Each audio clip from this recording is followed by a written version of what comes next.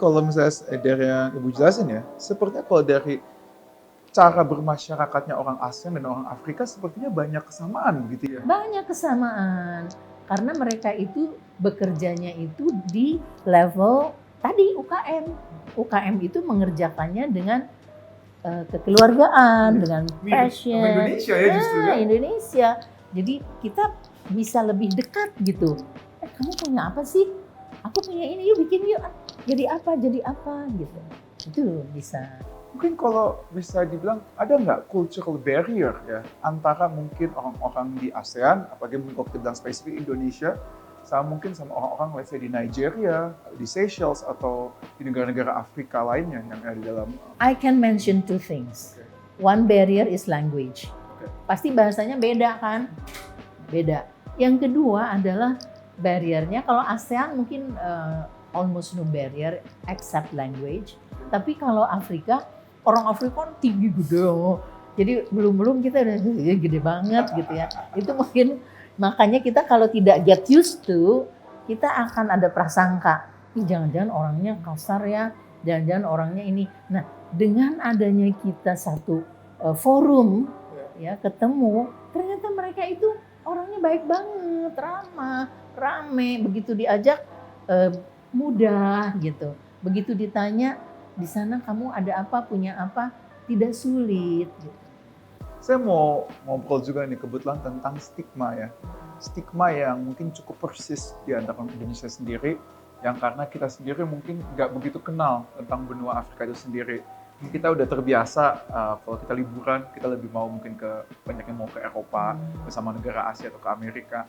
Tapi Afrika itu masih menjadi suatu benua yang mungkin jarang juga didatangi nama Indonesia, dan stigma itu masih melekat banget di Indonesia karena kita sendiri juga kurang kenal sebenarnya gitu tentang benua Afrika. Sebenarnya kalau bisa diceritakan gitu ya, bagaimana sih untuk kita membreak stigma ini? Betul, persis sekali. Kita bisa melakukannya dengan adanya event-event kecil, kayak misalnya Afrika ASEAN Evening. Orang Afrika datang bawa makanannya dia, terus dia cerita tentang bagaimana di sana. Afrika itu sebenarnya luar biasa kaya.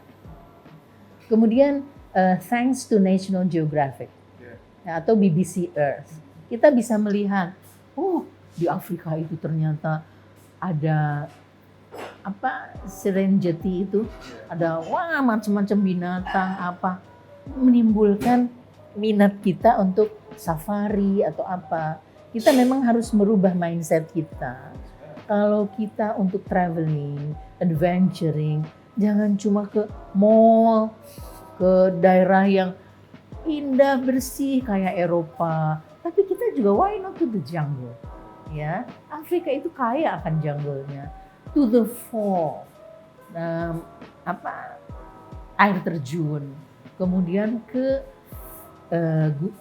Saharanya atau apanya yang Northern Africa itu kan ada Sahara ya.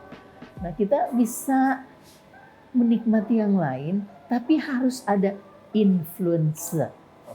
Influencer itu penting banget. Kalau kita cuma didongengin, ini Bu Eis ngedongeng, Afrika gini. I don't know, maybe only less than 10% akan tertarik dari 100 orang ya. Tapi kalau influencer, dia jago. Dia mau mempengaruhi dengan dia konkret memberikan contoh. Ini loh, coba menurut Anda mending mana? Karena Anda udah bosan ngelihat mall, ngelihat yang indah-indah, kulit putih.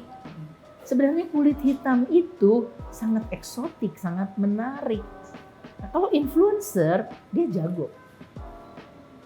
Jadi mungkin perlu ada suatu usaha juga ya untuk mungkin influencer Indonesia ke sana, influencer Afrika ke sini, untuk memancing masyarakat sendiri untuk mengetahui lebih banyak begitu ya.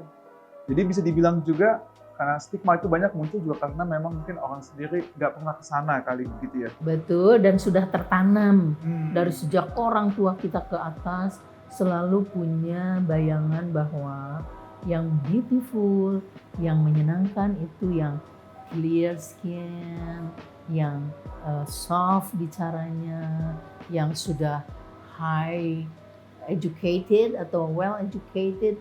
Nah, kita sekarang mulailah bergaul semua yang heart to heart.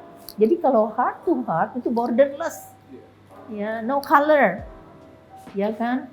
No things related to standards, no. But heart to heart, kita bareng makan, mama kita icip-icipin segala macam, ternyata enak, ternyata ini gitu.